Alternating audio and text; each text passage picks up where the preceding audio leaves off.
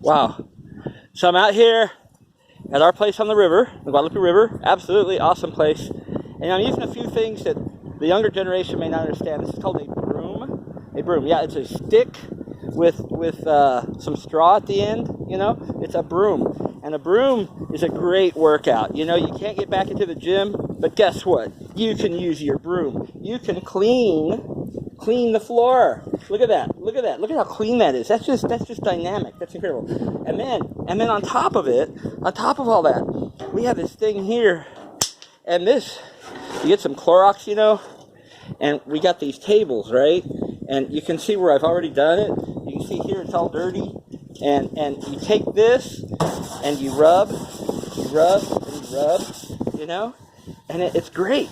It really does work, you know, and you don't use an air blower, and you don't use some kind of big water funnel thing, whatever, squirter, because you know what? It's also quieter. It gives you a chance to think, to meditate, you know, and do some work and get in a workout at the same time.